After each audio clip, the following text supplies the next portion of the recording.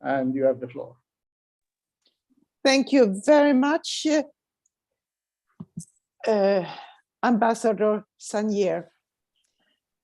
Distinguished members of Parliament, dear colleagues, and dear Professor Pedrathi, thank you so much for joining us today. It's my pleasure to welcome you to the 5th meeting dedicated to discussions on Russia's illegal war against Ukraine. The war continues to have grave consequences on security in the OSCE region and on the lives of innocent civilians. And I would like to underline that those who really suffer is the Ukrainian people. Since the last time we met online, Russia's war in Ukraine further escalated. The shelling of civilians' infrastructure and energy facilities in Ukraine cities, including Kiev, has been intensified. We have also received the news that Russia and Belarus will deploy a joint military force on the border with Ukraine, risking further devastations if the two countries were to make a joint attack from Belarusian territory. We have condemned in the strongest terms the human suffering inflicted by continuous shelling of towns and cities. We also denounce the illegal referendum and Russia's annexation of the occupied territories in Kherson, Zaporizhia, Luhansk, Donetsk. And I would like to underline one thing. See, silence is no option. We must stand firm in our position and remain vocal about our devotion to the OSCE principles. Anything else will only benefit the aggressor. And as parliamentarians, we have the possibility to use our arena both inside OSCE PA, but also in our national parliament, in our constituency. Let's do so, because the stronger our voice are as members of OSCE PA, the more impact can we have. Attempts to reshape the European security architecture by force can be prevented by revitalizing parliamentary diplomacy. As elected representatives, it's our duty to address the conflict. And we do so not only at this webinar, also in life, in our different capacities. And I would also like to mention the experience, the negative impact of the war has in our home countries. Our work must carry on in our constituency, and we need to remain mobilized to support Ukraine, even as Europe may face an energy crisis related to Russia's illegal war in Ukraine, but also all the economic aspects. We could see that the inflation rise. We could see how things get more and more expensive in the stores. But let's be clear on one thing. This is not because of Ukraine. It's because of Russia's illegal war in Ukraine. We do also have to support refugees from Ukraine. Let them get a job in the country where they are. Let them learn the language. Let them be part of the society. We have this opportunity as parliamentarians. And I am sure those refugees I meet in my country, they do only have one wish, and that's to go back home to their country, to Ukraine, when it's peace and Ukraine is respected as a country by the aggressor. Also, now is not the time for a diplomatic solution. We must continue to support diplomatic efforts to put an end to the war. With full respect of Ukraine's independence, sovereignty, territorial integrity within its internationally recognized border. we have seen opportunities for diplomacy. The Black Sea Grain Initiative, brought by the UN and Turkey, and it's have helped to stabilize global food markets and combat food insecurity caused by the war. Our Birmingham Declaration provides a roadmap for parliamentarians to assist Ukraine and end the war. While we condemn Russia's unprovoked and unjustified aggression, we remain ready to facilitate dialogue in line with the Helsinki principles.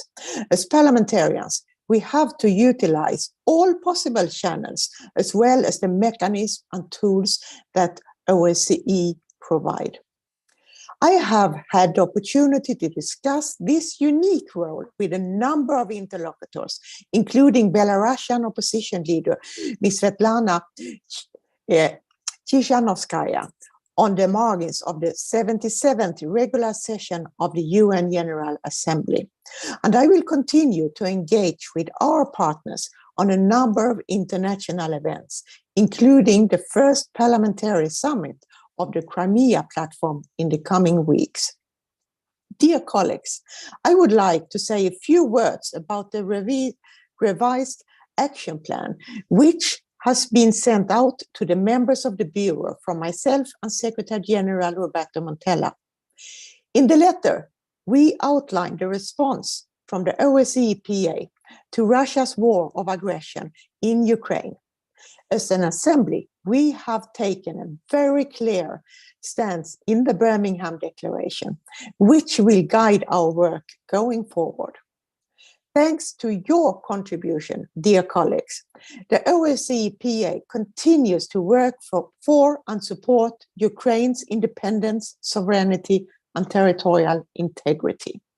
I hope that our discussions today can help us to concentrate on the recent developments, including the shame referenda, President Putin's threat to use nuclear weapons against Ukraine and the shelling of Ukrainian cities and towns. This meeting provides a unique opportunity to engage directly with our Ukrainian colleagues, Mr. Mikita Potorayev and his colleagues.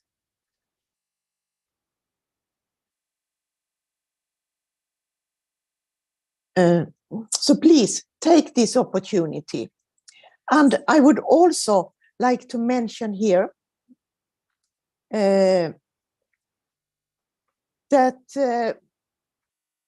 I would also like we will also have the opportunity to further affirm the role of the OSCE and our Parliamentary Assembly in addressing the war and its consequences. I look forward our participants' presentation and the open debate. I hope that there will be a fruitful exchange of views, and particularly to our Ukrainian colleagues. Thank you for taking part here and briefing the rest of us. And also, I look forward to Professor Marco Padrassi's presentation, because it's important for us to also have good relations with the academia and to get input from outside and from people who are very well read and have knowledge about the situation. We are doing what we can in our part. Thank you very much. And I give the floor back to Ambassador Sanier. Thank you very much, Madam President, for your introduction. This terrible war is creating all sorts of ripples in many directions. Of course, the humanitarian aspect and the impact on the populations is the most obvious. But there are a number of legal issues, also international legal issues, that emerge from this conflict. And the most recent being the referenda, which are widely seen as illegal, held in territories occupied by Russian forces. I've invited a very well-known and very authoritative professor of international law at the University of Milan, Professor Marco Pedrazzi, to share with us our views on some of the legal aspects of this conflict, and in particular this issue of the referenda. Professor Pedrazzi, thank you very much for your availability to join us today, and I would like to give you the floor for your considerations on this, after which there will be some time for an exchange of parliamentarians with you. Thank you very much. You have the floor. Good afternoon again. Madam President, Ambassador Lamberto Zanier, distinguished members of the Parliamentary Assembly, thank you for giving me the opportunity and the honor to address you briefly on the legality of the referenda organized in eastern and southern Ukraine and consequent annexation process by Russia from the point of view of international law. The referenda in question raised several issues, although due to the limited data in our possession, only a provisional assessment is possible for the moment. I will briefly touch 6 issues. So the first question to be raised is the status of the 4 regions where the referenda took place. In international law, the formation of a new state is a question of fact. Now, the problem with the Donetsk and Luhansk People's Republics is that on one side, they have never achieved the sufficient stability, as their existence has always been challenged militarily on the part of Ukraine, and their independence can be put into question due to the growing support over the years on the part of Russia. Not only, but in the recent months, and since the start of the so-called Russian special military operation in Ukraine, the entity of the Russian military presence in these regions has further diminished the possibilities of considering the same as independent from Russia. The point is even more evident when we consider the Kherson and Zaporizhia oblasts. The 4 regions are currently subject, although not entirely, to Russian control, and they can probably be considered in those parts under Russian control subjected to Russian belligerent occupation, which is not prevented by the fact that a series of functions are performed by local authorities rather than directly by the Russian troops. Second question, are the populations of these regions entitled to claim self-determination and consequently a right to secede from Ukraine and or to unite to Russia? The principle of self-determination is a complex one because it is interpreted in many different ways. However, according to the prevailing view, enshrined in international documents such as the United Nations General Assembly Declaration on Friendly Relations of 1970, peoples entitled to claim their self-determination are the peoples living within the frontiers of each and every state, which means that Ukraine as a whole is entitled to self-determination. Only in exceptional circumstances, the peoples of certain territorial entities belonging to a state are entitled to claim external self-determination and consequently to choose their political status against the sovereign state. And these are the cases of colonial domination and alien occupation. Self-determination is not recognized to minorities within a country.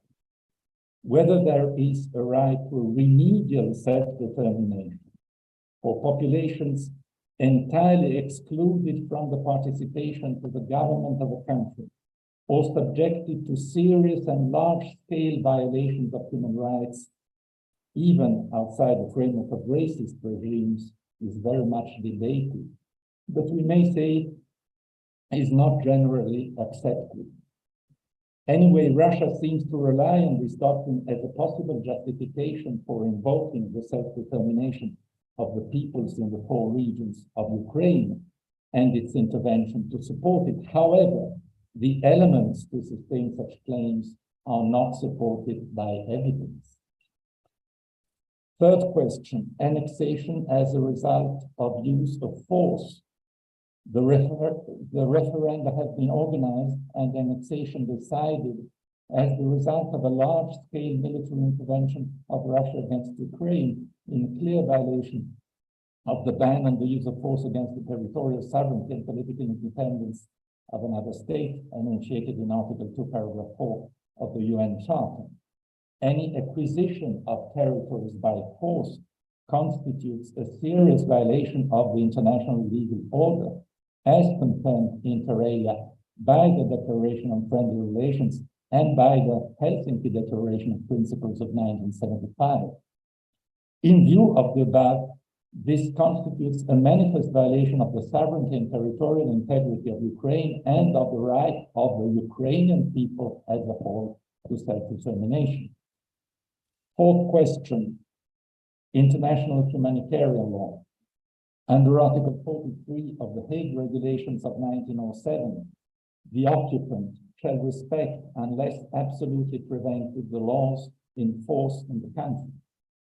Under Article 47 of the Fourth Geneva Convention of 1949, protected persons who are in occupied territory shall not be deprived in any case or in any manner whatsoever of the benefits of the present convention by any change introduced as the result of the occupation of a territory into the institutions or government of the said territory, nor by any agreement concluded between the authorities of the occupied territories and the occupying power, nor by any annexation by the latter of the whole or part of the occupied territory. According to Article 4 of Additional Protocol 1 to the Geneva Conventions of 1977, occupation of a territory shall not affect the legal status of the territory in question. Therefore, annexation of an occupied territory pending the war is totally banned by international humanitarian law. Fifth question, the timing and circumstances of the referendum.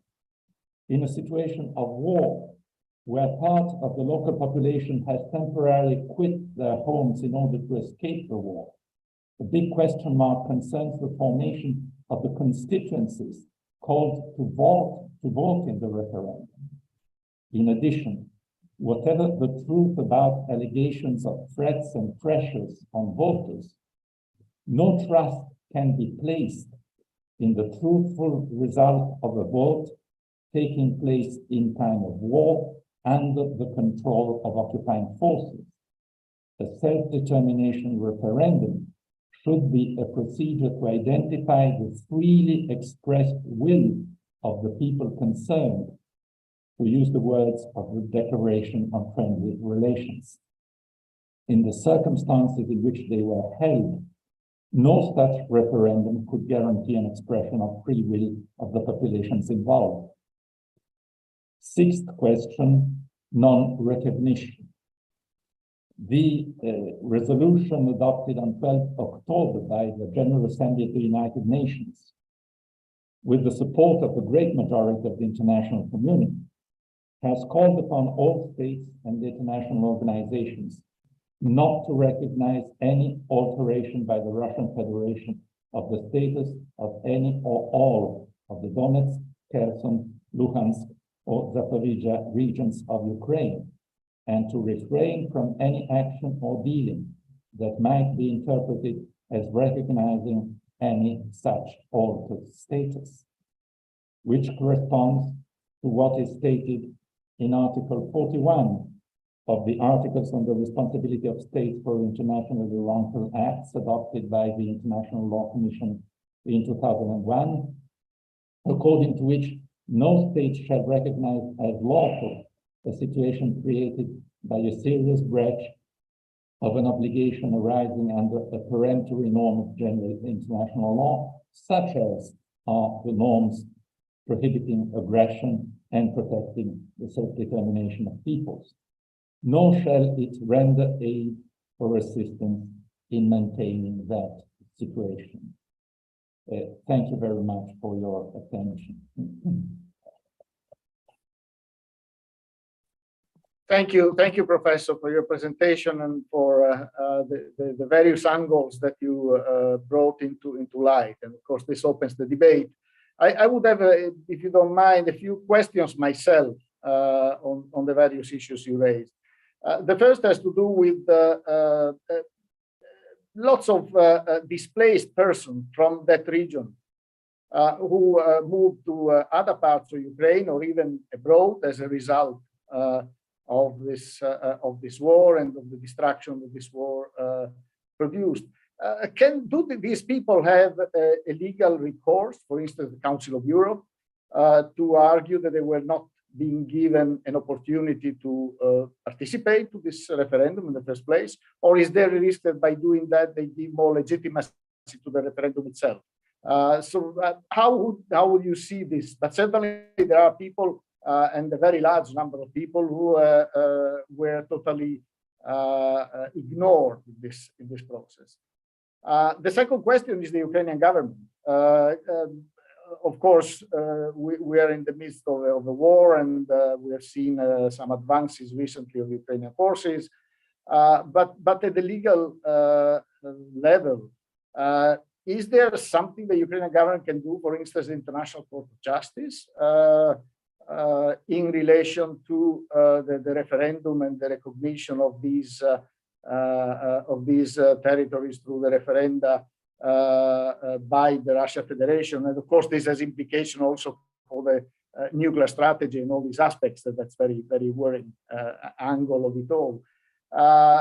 But so could the Council of Europe, the point that you made on the use of force, the occupation of territory as a result of use of force, could the Ukrainian government try to address the International Court of Justice also to have a clear position on the issue of legality of this occupation as a result of use of force? Thank you very much, Ambassador Daniel, for your questions. First of all, on the people who have been displaced in the consequence of the war, I would tend to think that they do not enjoy a sort of right of recourse to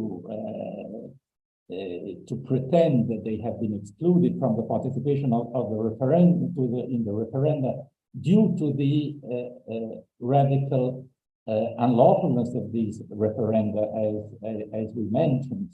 So I would tend to think that the line that has to be affirmed is rejection of the legality of these referenda, which excludes that these persons who have been excluded from voting have suffered the prejudice from this as a consequence of the invalidity of those referenda from the point of view of international law.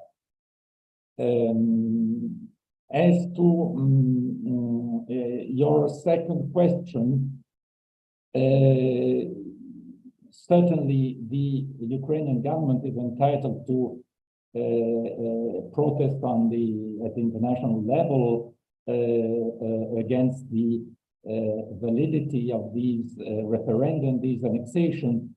There may be a problem in taking the case before the International Court of Justice, because as we know, there are already 2 cases pending between Ukraine and Russia, brought by Ukraine against Russia before the International Court of Justice, but they are based on the jurisdiction clauses contained in specific treaties, and therefore a jurisdictional base could be found in order to allow Ukraine to bring this specific issue before the International Court of Justice. This, of course, does not exclude that the Ukrainian government may find other instances where to bring this issue forward, but the International Court of Justice might be problematic.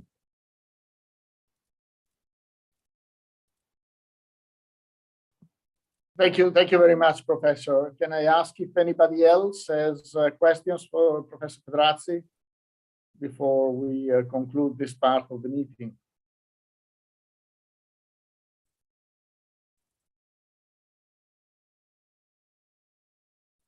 I don't see. Yes, I see President Sederfeld. Thank you. Thank Great. you, Ambassador Zanier, and thank you, Professor Pedrazzi, for your speech. It was very interesting to listen to. I have one question, and that's, I don't know if it's in your competence, but we are very much talking about evidence for war crimes and how to make Russia responsible in front of the law for what they do. Do you have any comments on this? What is the possibility to bring Russia in front of the law for the court? But also, what kind of evidence is important to have? And as either Ukraine or Russia is a member or have signed the Rome Statute, is it possible anyway to bring Russia in front of the ICC court? Thank you. Thank you, Madam President, for your question. In fact, well, if we are talking of international criminal responsibility, of course, this would imply the bringing of specific leaders or persons who have allegedly committed the crimes before the International Criminal Court. Now, the International Criminal Court is investigating into the Ukrainian case, and this is possible due to the fact that Ukraine has accepted, although neither country, neither Ukraine nor Russia has ratified the statute of the International Criminal Court, but Ukraine has accepted the jurisdiction of the court. And on the basis of this acceptance of jurisdiction, the court is competent to deal with possible international crimes committed on the territory of Ukraine. And the court is investigating, in fact, in cooperation with Ukrainian authorities.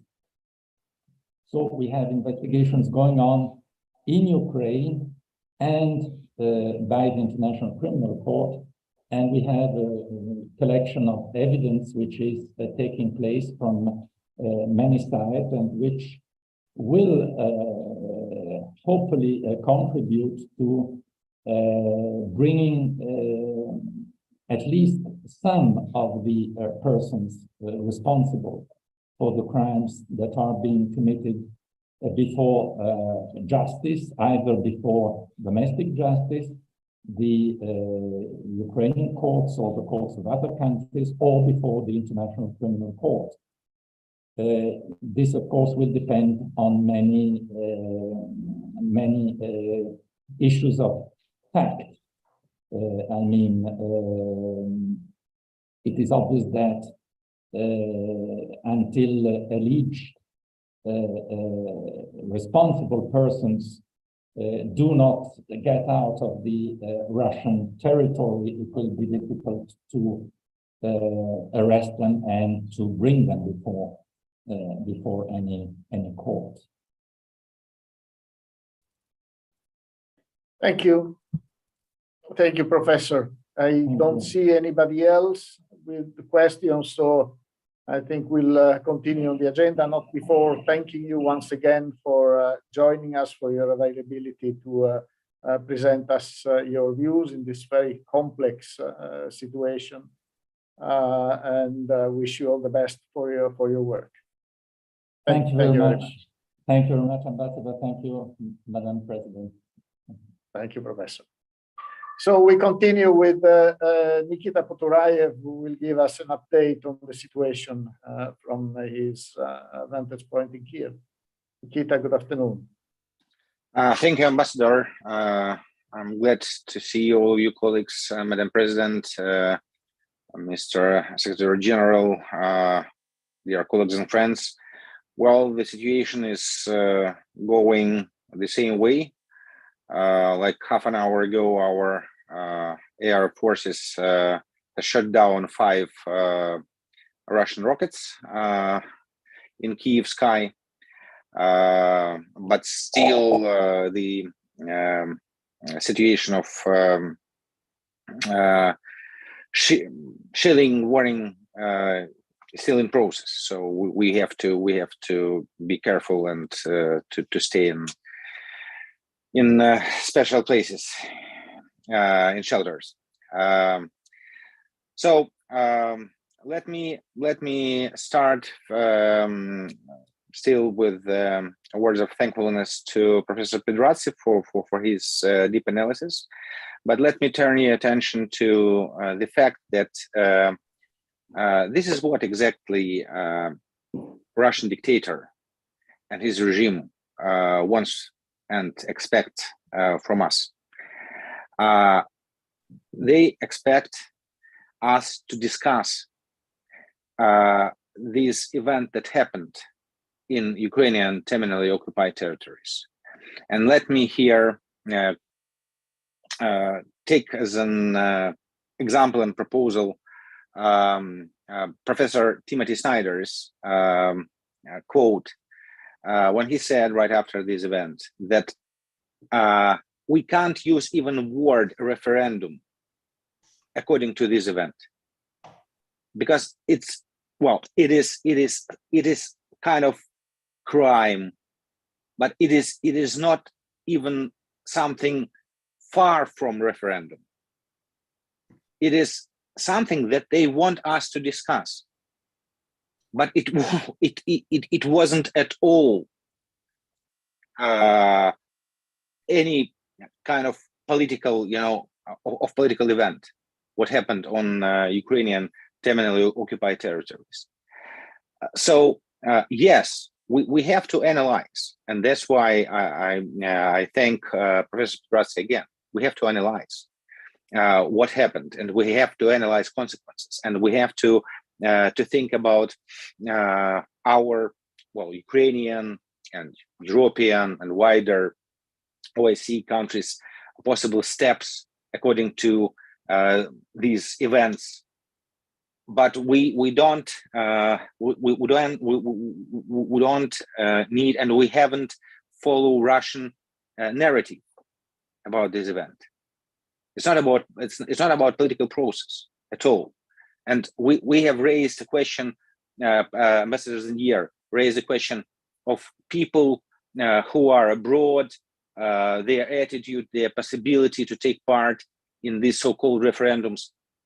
Well, let me then remind you that more than 2,400,000 Ukrainians were moved or deported to Russia and Belarus from terminally occupied territories.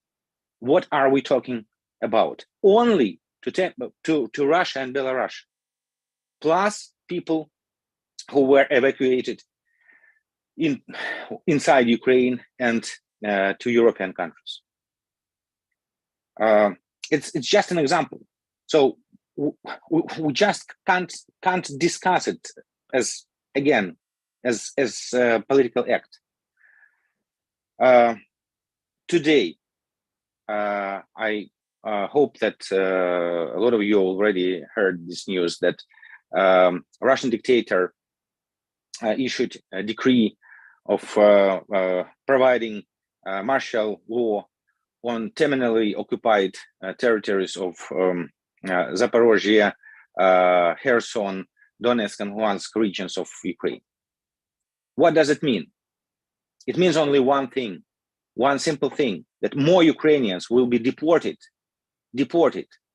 from these regions. And it's most of all, it means that they will try to mobilize Ukrainians to their army. Of course, we understand that people, if they are mobilized to Russian army, they will go to our positions with the white flags. But some of them can die, unfortunately. So it's another crime made by Russian dictator. In general, as already was mentioned today, I can clarify the situation. Our General Prosecutor Office now has documented more than 52,000 war crimes that made by Russian army in Ukraine. At least 7,500 people, including more than 400 children, were killed in these crimes, as a result of these crimes. At least, again, we don't understand the situation on terminally occupied territories, but I'm sure that you all saw the consequences, these graves, mass graves of people, civilians, and Ukrainian soldiers after tortures, killed in this mass and lost in these mass graves. So we still can't even prognose how many civilians, Ukrainian civilians, were killed. More than 40,000 objects of civilian infrastructure were ruined or seriously damaged.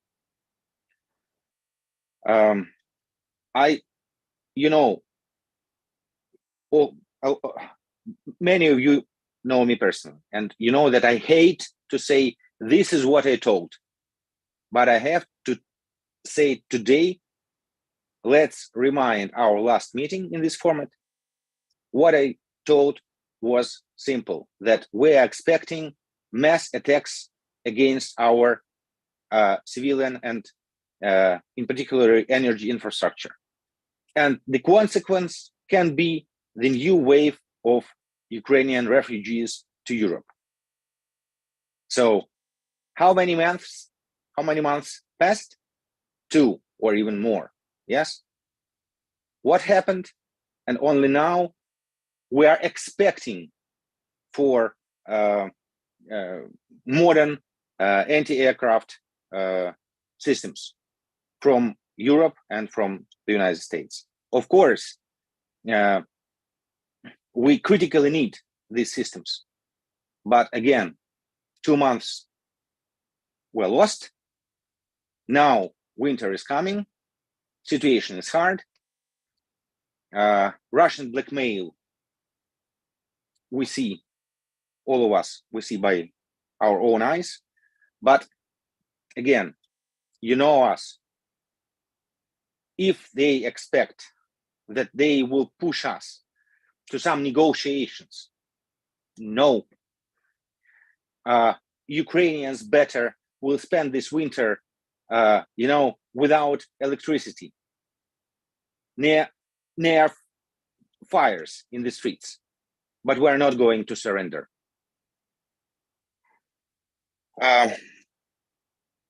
Distinguished colleagues, Ukraine is grateful for all words of support expressed these days by the OSCE EPA leadership and condemnation of Russia's brutal and cruel attacks on Ukraine's civilian centers. We also appreciate the steadfast position of the OSCE EPA leadership, categorically condemning Russia's attempt to annex the territory in Donetsk, Luhansk, Zaporizhia, and Kherson regions of Ukraine in violation of international law, as well as their call on the Russian Federation to withdraw all its forces from across Ukraine. Let me again reiterate that it is now urgent to find a long-term solution to this war. In order to stop the Russian regime, we need more modern air defense and missiles defense systems for Ukraine, additional technical and financial support to urgently rebuild the critical infrastructure, new, tougher sanctions that will defund Russia's war machine. And here I would like also to attract your attention to the problem with, I would say, terminally occupied Belarus, because we can't accept it already as independent state. we accept it here as also occupied territory by Russian forces. And of course, I'd like to attract your attention to Iranian problem in this occasion, because you know that Iran is supplying Russia, unfortunately, not only with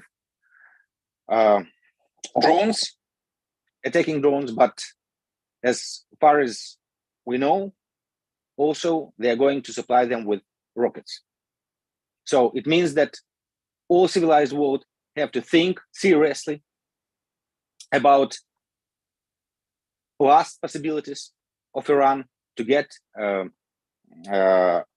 Western technologies. And of course, full economic, political, and international isolation of the Kremlin regime. Inevitable accountability for the Russian regime, including by establishing a special tribunal against the crime of aggression. This is what already was raised. Is International Criminal Court is enough? Look, our position is still the same. Every court, every international court, every international organization is useful to fight with Russian regime. And of course, we will solve this problem with Russian crimes, with military crimes, with annexation on the battlefields. But of course, international courts are important. And International Criminal Court is important. But again, special tribunal that was, by the way, supported by OSCE countries and OCPA. It is also very important. And of course, designation of Russia as a terrorist state. Last week, you know, the Parliamentary Assembly of the Council of Europe became the first international institution to officially declare Russian regime as a terrorist one. Now it is turned to of the rest of the democratic community. We need to further unite efforts and speak in one voice. It is also of utmost importance to break the vicious circle of Russia's impunity. It is July 22nd resolution of the OCPA supported the establishment of the Special International Criminal Tribunal in order to hold to account the leadership of Russia for the crime of aggression. Our joint task is to make aggressor understand that the accountability is inevitable. Ukraine reiterates its call upon the OCPA member states to promote the creation of a special international tribunal to prosecute the crime of aggression against Ukraine. Dear colleagues, when it comes to the OCPA input to the political and international isolation of Kremlin regime, let me reiterate the importance of an appropriate implementation of the provisions of the Assembly's July's resolution on amendments to the rules of procedure.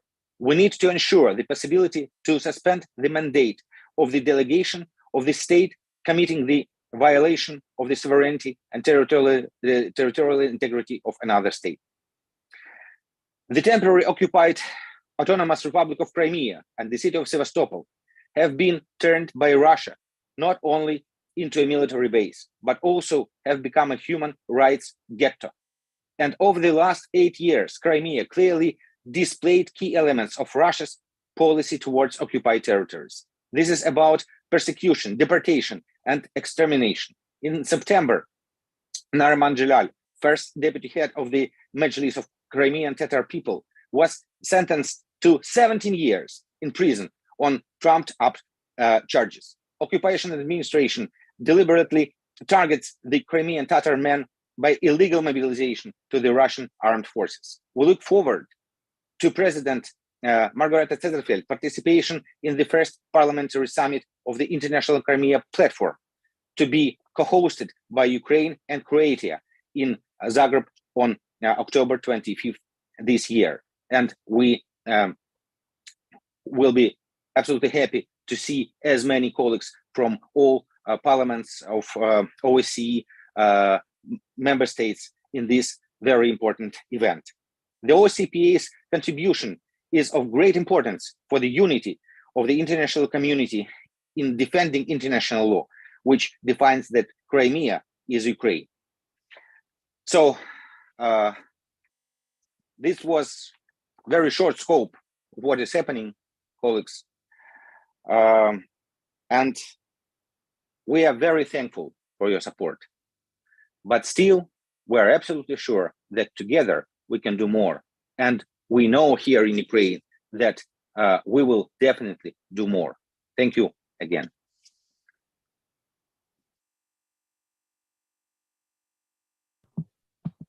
Thank you very much, Mr. Poturayev. It's a bleak picture that you're offering to all of us, and I'm sure there will be quite a few comments. I already have a couple of requests for the floor. The first is from Yevgenia Kravchuk, also from Ukraine. Yevgenia, you have the floor. Good afternoon. Yes, thank you, Ambassador. Margareta, Madam President, thank you for organizing this event. We meet regularly, and all the time we have, new updates on further violation of international law, common sense, and everything, all the red lines that could be crossed. Right now, it's more than 3 hours of air raid in Kiev, and in some of the neighborhoods in Kiev, electricity is gone. I'm here to show you, this is the part of Iranian drone. These things kill people. These things, they target infrastructure, especially the power plants, the heat plants. Such thing killed just a few days ago a young family. A woman was at 6 months of pregnancy, and it happened in the center of Kiev, near the central train station, and I will go to this train station just in a few hours because I have to leave for another trip to speak about situation in our country. Around 30% of the infrastructure that deals with electricity and heat is already targeted. The candles, it's not about the aroma and whatever, something to have a nice evening. It just now you need to have a pack of those to make sure that at least you see each other in the evening. So that's the reality, and that's why I'm asking for your countries to be proactive in giving to Ukraine air defense system, because it does save lives. Because we already received one of the IRAs from Germany, and we hope to receive more. And also it's our chance to survive this winter, which will be the most difficult winter in our independent history. My colleague Maketa already told that you might be expecting a new wave of people fleeing the country if our system will be shut down. And of course, we have the plan, trying to find plan B, trying to organize in advance the 3 hours air raid just finished. And we're thinking how to hit people in big cities especially, but of course the sooner air defense system comes, the better we will be.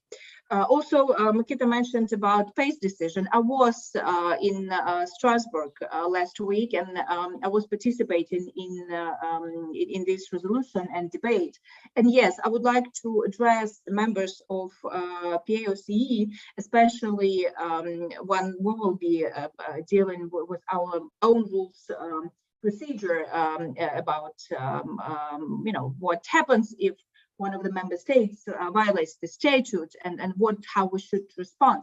So I would like to be brave and to have common sense, because Parliamentary Assembly of Council of Europe already showed that they can name what's going on with the right words. And for the first time, Russian regime was called a terrorist one, and I think it's very straightforward, but that's the truth, because killing a woman on 6 months term just when she was asleep in her apartment, that is pure terrorism. That's what it is. And of course, the ad hoc international tribunal, and also the comprehensive mechanism for restoration of the ability of Ukraine to be restored and rebuilt and reconstructed. We need also, as member states, OSCE, think about that, because after the victory of Ukraine, it will be essential to be sure that justice prevails, and those who organized this crime of aggression, which is mother crime, which caused all these thousands of war crimes, is punished, as it was punished during Nuremberg process in these October days in 1946. And of course, the comprehensive mechanism to rebuild Ukraine and to show that democracy matters, that democratic countries are strong and will be victorious and prosperous at the end. Thank you so much, and hope to see you in Warsaw at the end of November.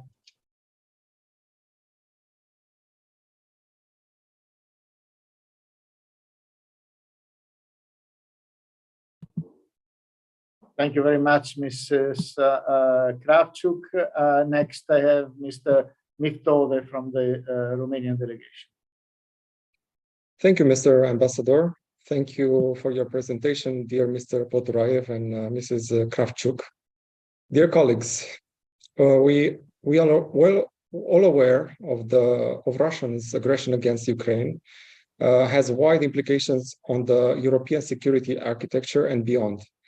Romania firmly supports Ukraine's sovereignty and territorial integrity, and we remain committed to the policy of non-recognition of the illegal annexation of Ukrainian territories by the Russian Federation.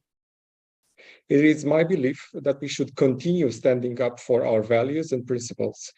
This implies continuing the lines of action within the OSCE by condemning and exposing Russia's atrocities in the Ukraine to keep it accountable for its actions. At the same time, we will continue helping Ukraine to not only resist the aggression, but also through our contribution in mending the humanitarian crisis unleashed by this conflict. In the past 8 months, Romania has provided constant support to Ukraine, both bilaterally and through the multilateral mechanism on multiple levels. In the constant of the worst humanitarian crisis since the Second World War, we have provided a strong and strong support, especially to the refugees arriving in Romania from Ukraine. More than 2.4 million Ukrainian citizens have entered our country, of which more than 83,000 have stayed. We have granted 70,000 residence permits to beneficiaries of temporary protection. All these people have access to free healthcare, education, and transport. Romania is also committed to supporting Ukraine's economy by providing alternative transport routes for Ukrainian export of grains through our country via the ports of Constanța and Galați. These ports capacities have been expanded, and we have facilitated shipments for the export of over 4.2 million tons of grain. Another important line of support is the purchase of energy from Ukraine.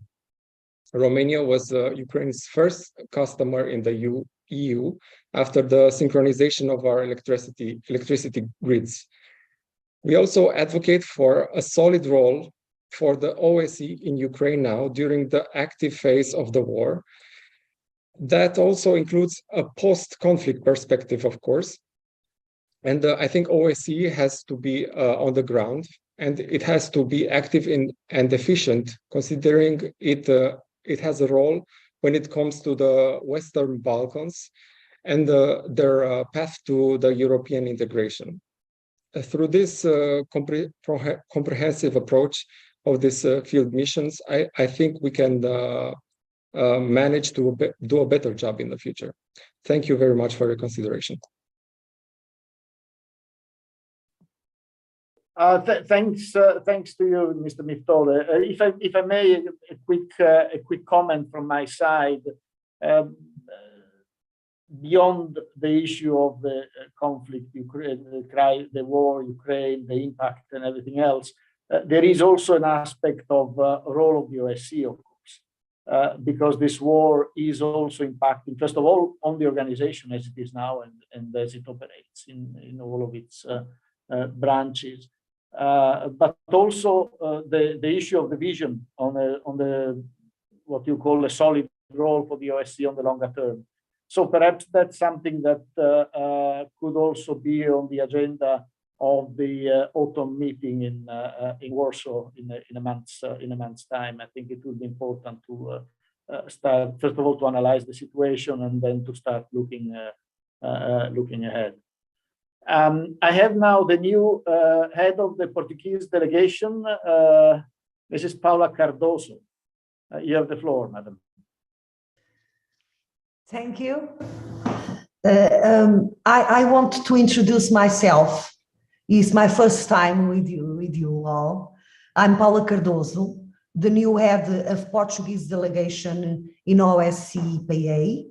I sincerely hope to contribute for the strengthness of cooperation between Portuguese Parliamentary and Parliamentary Assembly of the OSCE. I present my greetings to all, taking this opportunity to confess that it was with great commitment and joy that I embraced this project in a crucial moment for Europe.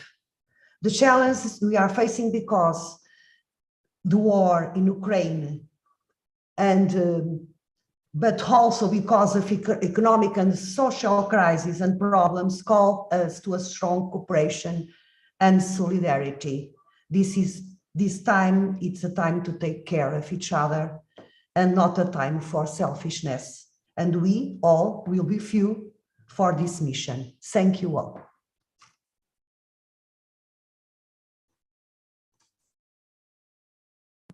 Thank you very much, Mrs. Cardoso, and welcome to the OSCE Parliamentary Assembly.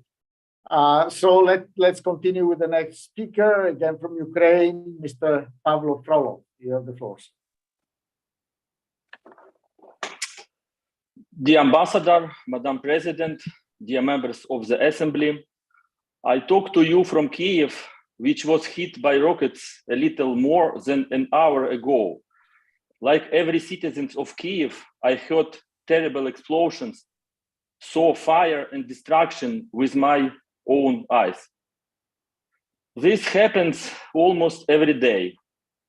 For hours, we are forced to sit in bomb shelters and pray for the lives of our loved ones, and also to bury loved ones and visit the wounded. This is our reality. I'm glad to have the honor to address you and express my gratitude to Madam President and the Secretary General OSCE for their statements of October 10th, in which they condemned Russia's escalation of its war of aggression against Ukraine and its indiscriminate attacks on Ukrainian cities. In this war, Russia stops at nothing to achieve its imperial ambitions and resorts to terror not only of the civilian population of Ukraine, but also to nuclear blackmail of the entire Europe. Only since 10th of October, the Russian Federation continues to launch missile strikes in the largest volume since the beginning of the full-scale invasion. More than 100 cruise missiles and more than 50 drones were used by the Russian Federation, of which more than half were intercepted by Ukrainian air defense. Nevertheless, we could not avoid casualties. On 7th of October, rocket explosions ended the life of a young couple who were expecting a child. New life will not see the light of day because of Russia's terrorist actions. Strikes not intercepted by air defense also targeted 11 important energy facilities in 8 regions of Ukraine. more than 3,500 settlements in Ukraine remained without electricity. By 12th of October, it was possible to restore electricity in most cities and villages of Ukraine. In addition, the representative officers of our international partners were hit. The German embassy and the building of EU consultative mission were hit by Russian missiles. These attacks are not aimed at Russia's declared destruction of military facilities. By no means. This is an attempt to intimidate ordinary Ukrainians and to force them to lay down their arms and stop defending their country. This is the textbook definition of terror. Therefore, the Russian Federation is a terrorist country, a country that sponsors terrorism and must be recognized as such by the entire world community and the OSCE participation state, OSCE as organization. We already have a good and fair example of PACE adopting a similar decision. In addition, I draw your attention to the fact that for more than 7 months, the Zaporizhzhia nuclear power plant has been under the occupation of the aggressor and is being used as an object of nuclear blackmail. Russian troops resorted to kidnapping the general director of the power plant and his deputy for the purpose of repression and abuse. Such attempts at nuclear blackmail must be stopped decisively and effectively. It will not be possible to cure Russia's imperial syndrome unless we insist on the complete nuclear disarmament of the Russian Federation, on which I have been emphasizing on OSCE platforms for more than 6 months. To the end, the entire civilized world must impose the maximum possible sanction and stop any trade relations with the aggressor who destroy human lives and international legal order. Russia must be held accountable for its actions. We call on PR member states to join the working group on the creation of the special tribunal for the crime of aggression against Ukraine, a tribunal that will punish the higher political and military leadership of Russia. It is time for state governments to take action and finally establish a mechanism to bring justice for the crimes of a terrorist state. Thank you for this discussion. Slava Ukraini.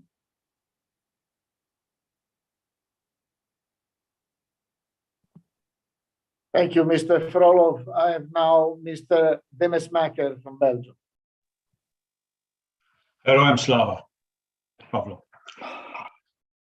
Dear Nikita, dear Pavlo, dear Evgenia, just to reiterate our strong support of our Belgian delegation for Ukraine, and I really approve with all you have said.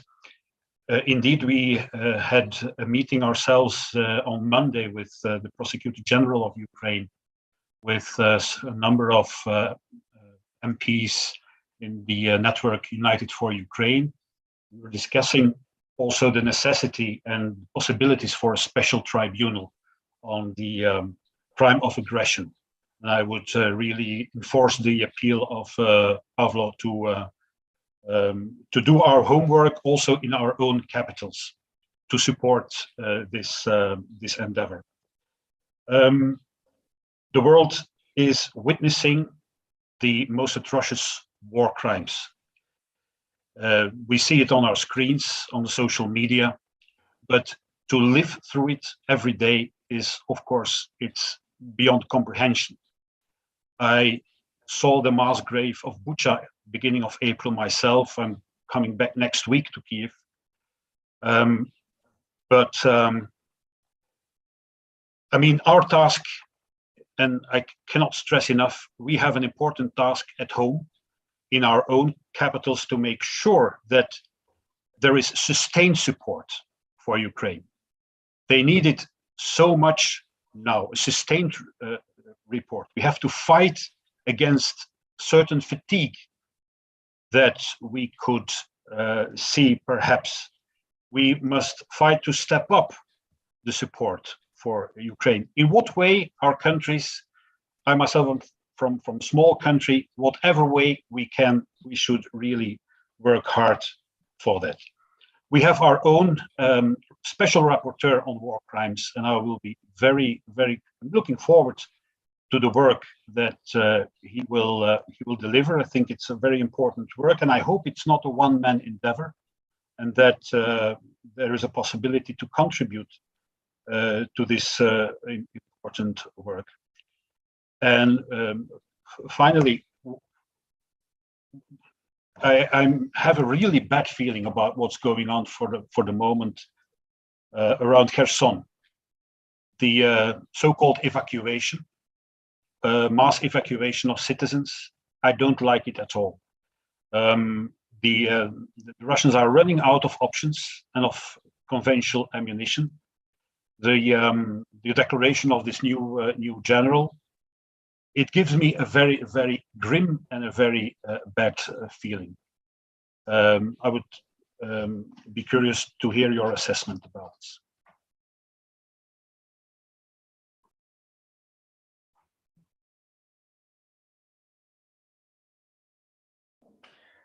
Thank you very much. And if anybody wants to react, I fully agree. We never thought we would see this kind of war, this kind of violation of territorial integrities in Europe today.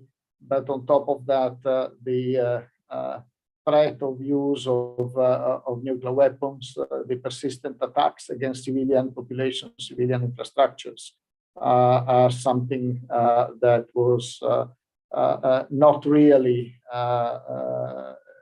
expected or foreseeable by anybody. So we are in an extremely difficult situation. And I think at this meeting already, there are a number of proposals and ideas that should be brought back into national parliaments and should be strong food for thought by parliamentarians and by relevant authorities. Anybody else? I've run out of speakers in my list. Before giving the floor back to the president for concluding statement, let me ask whether anybody else wants to comment. I see Nikita Poturayev would like to comment again. Nikita, you have the floor. Thank you, Ambassador. Short comment on Mark's question. Do we think that Russian dictator is crazy enough to use nuclear weapon? Yes, we think. Yes, we think he is crazy enough. Do we think that they are ready to use nuclear weapon now near Kherson? No, no. And there are several absolutely rational answers. Just imagine, they still have control over Zaporizhzhia nuclear power station. It's the first big danger. And okay, if we agree that there is a danger of using nuclear, tactical nuclear weapon near Kherson, but both cases means that if they really ready to organize some, I don't know, accident in Zaporizhzhia nuclear power station or use tactical nuclear weapon near Kherson, means that they have to evacuate now Crimea. All Crimea. They are proud. They are pearl in this crown of new Russian Empire. Because Crimea is directly connected with Kherson. Okay, they took terminal control of water that goes directly from Dnieper to Crimea, but don't forget that Dnieper itself goes to Black Sea. So if there is any nuclear accident on Zaporozhye nuclear power station or using nuclear weapon near Kherson, near Dnipro, it means that they have to evacuate also the whole Crimea. So that's why we don't believe that they are ready to use nuclear weapon now or organize something horrible on Zaporozhye nuclear power station. Do we have to be ready? Yes, no doubts. We all have to be ready. And we all have to send them the strongest messages that we can, that if you only try, your army will be destroyed. Your infrastructure will be destroyed.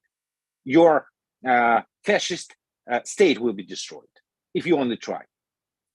But now it's not more than, again, blackmailing. So we don't expect this now about Kherson. But what unfortunately we have to expect now is, again, deportation and mobilization. What is more than possible, because we saw how they use their forces, their army, to press people, to put people to filtration camps, and being frankly not filtration but concentration camps, with tortures, with mass killings, and so on. So this is unfortunately what we have to expect now in this situation of so-called evacuation from Kherson. No, it's not about evacuation. It's about deportation. It's about new war and military crimes. So this is what I would like to answer your very important question mark. Thank you for this question.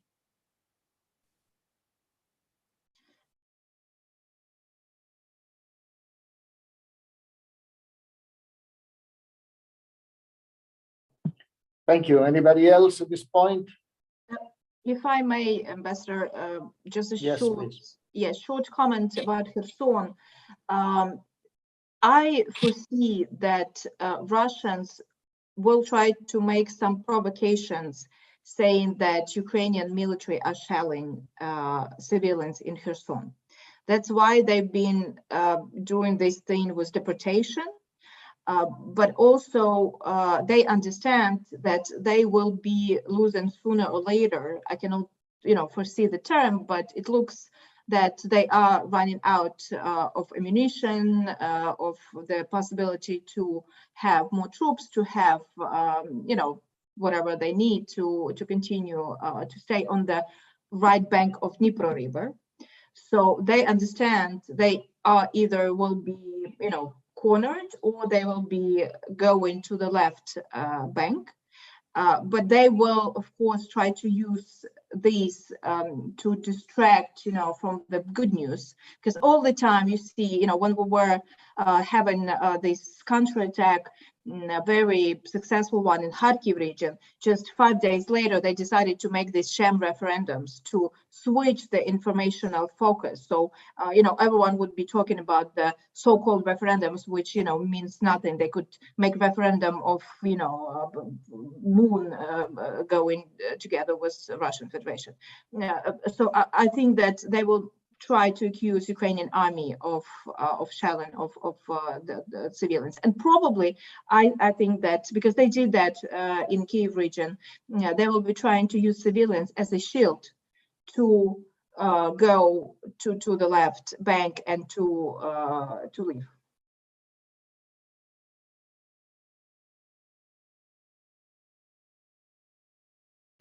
Yeah, unfortunately, we have seen this before, also from the OSCE perspective and with our monitoring mission. Okay, I don't see anybody else. Maybe I'll refer back to President Sederfeld. Margareta. Thank you very much, Ambassador Sanier. Before I give some conclusion remarks, I would like to ask if you, Mr. Ambassador, could give a short presentation about the use of tactical nuclear weapons. I know that you have worked a lot with these issues before, and I think after our discussion here about nuclear weapons, it would be very interesting also to hear if you could say some words on this before my closing remarks. Thank you, Mr. Ambassador. Thank you. Well, I will be happy to do that. I was working on these issues in the 90s when I was head of disarmament in NATO. And the issue of denuclearization of Ukraine, together with Kazakhstan and Belarus at the time, came up. Believe it or not, NATO was working very close with Russia and, of course, with Ukraine on the issue of denuclearization and the conditions surrounding this process of denuclearization. So this cooperation between NATO and Russia, and of course, it was mainly between the US and Russia, and the US were contributing quite a large amount of money, of resources to Russia to support this process. The non-nuclear program was called at the time, was certainly in the range of, I think, $500 million, something like that. The idea was to assist in reducing the legacy of the Cold War and limit the risk of proliferation in the former Soviet space. And with Ukraine, things were not so easy. I remember meetings. There was the head of the Arms Control Department in the Foreign Ministry, Konstantin Grishchenko, whom I found later during the time of the chairmanship of the OSCE by Ukraine, as first as foreign minister and then as deputy prime minister under President Yanukovych at the time. There was a certain reluctance on the side of Ukraine because Ukraine felt that it could have become vulnerable. Ukraine was at that time a very large nuclear weapons country. They had a very large number of strategic systems, even though they didn't have operational control, but they had also a large number of tactical systems on which they could have had operational control. So returning those systems to the Russian Federation required a very clear internationally based set of security assurances. And this is what led to the Budapest arrangement. So this was, in a way, a key part of the process of denuclearization of Ukraine, and getting security assurances from Russia was one of the key points, not the only one, of course, beyond the guarantees on the territorial integrity of Ukraine and a number of other points. But certainly the so-called negative security assurances provided by Russia to Ukraine were key in this process of denuclearization of Ukraine. Now, there is a larger side to all this, looking at it from the perspective of the debate in these days, and the debate on the use of possible tactical nuclear weapons. The first one is that, of course, after the Cuba crisis, this is the closest we've come to risk of introducing the nuclear element in an international crisis. And of course, if tactical nuclear weapons are used there may be a risk that tactical nuclear weapons will be used in some other areas as a result of this and as a repercussion of this. And this might lead to espiralization and might get out of control. So this is the concrete risk. There is also another more political side, which is I heard President Putin saying, there is a precedent, and the Americans used this in Japan at the end of World War II. But now in Japan, when that happened, of course, this was a new weapon being experimented in a way. Now there is an international regime. There is a treaty called the Treaty of Non-Proliferation. There are countries that are recognized as nuclear power, nuclear weapons states. These countries do coincide with the permanent members of the Security Council in New York, and they have a special responsibility to maintain peace and security. So if one of them starts using nuclear weapons, even though there was, in the context of the Non-Proliferation Treaty, there were proposals for the negative security guarantees issued by the nuclear power states towards everybody else, towards all non-nuclear power states, as an incentive for non-proliferation. This didn't really work, but there is an expectation, and that is very widespread, that nuclear power states will act very responsibly when it comes to the use of nuclear weapons. So if they were to be used in a context like this, where there is a clear war of aggression, and where the justification for possible use of tactical nuclear weapons is extremely thin, this would, first of all, weaken the position of the country that uses this and the legitimacy and the authority of this country in the Security Council, but also would have an impact on the Security Council itself and on the authority of the UN. There would be a kind of delegitimization of that. And certainly this would be a major blow for the Non-Proliferation Treaty and the system was set up around the treaty itself.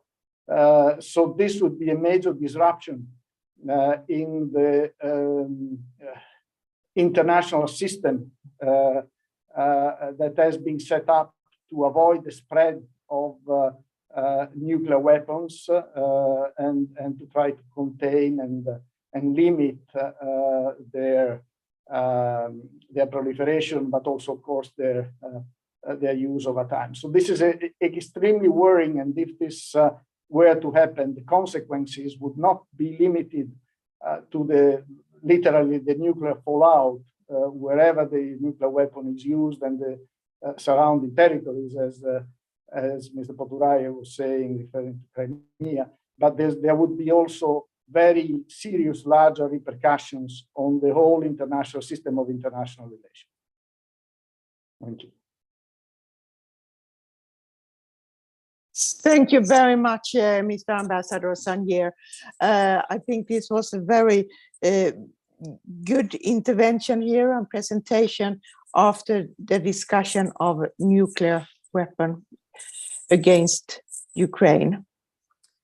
But I would also like to say thank you to all participants on today's meeting. I would like to particularly thank Professor Pedrassi for joining us today and his presentation about illegal referenda, as well as for our colleagues from Ukraine. It's a true pleasure to have you here, Mr. Poturaiu, Ms. Kravchuk, and Mr. Frolov. And I wish you all the best, and I look forward, just as all my colleagues do as well, to meet with you soon in Warsaw. And I would also like to say mostly welcome to new head of the Portuguese delegation, Ms. Cardoso. A pleasure to meet you here. But as well to all other colleagues who attend the meetings today. And particularly, I would like to thank Ambassador Sanier and his team for putting today's meeting together. I think this is really important that we, as members of OSCE Parliamentary Assembly, get the possibility to get together once a month for update on the situation in Ukraine. We need this because we can do a lot inside OSCE Parliamentary Assembly, but it's even more important that we bring this knowledge we have received back home to our national parliament. We could recognize here today the need for support to Ukraine on the military level, on the humanitarian level, but also financial support. And for the day to rebuild Ukraine, the day after the war is ended. And here, it's our countries who can contribute to this, and we can do a lot to promote national support, but also support inside European Union and support from other international organizations. And since the beginning, as said here earlier, the message from OSCE Parliamentary Assembly on the war, on Russia's illegal war against Ukraine, have been very clear. We have reiterated our support to Ukraine sovereignty and territorial integrity and on its international agreed border. And on every occasion, we have called for renewed diplomatic efforts to end the war, to find a sustainable solution. But it's of course also important with all the support of military equipment for Ukraine. And as was said here before, the humanitarian situation, winter is coming and it's coming very fast. But let me also reassure your dear colleagues that in the OSCE PA, we will continue to monitor the war developments and show our support for the victims of the war and bring up relevant to the war in Ukraine issues with lawmakers from the OSCE region. But also, as was mentioned here by our dear colleagues from Belgium, Mr. Sanders, information about what is from our rapporteur, Mr. John Whittingdale, in his duties, what he have found, and also what he see for problem here, and if there is something more we can do. I think that's a very important topic also for the future. And as is also said by our colleagues from Romania, Mr. Mitale, to remain on the ground. Very important issue. But I think the sentence that together we can do more. And for me, that is the reminding and finding word. Together we can do more. And I look forward to meet with all of you at the autumn meeting in Warsaw in October. I'm sure we will have very good discussions and exchange view for our further engagement inside OSCE PA in support of peace in Ukraine on the basis of Ukraine's right to its territorium and nothing else. So by this, thank you very much for today's event. Thank you.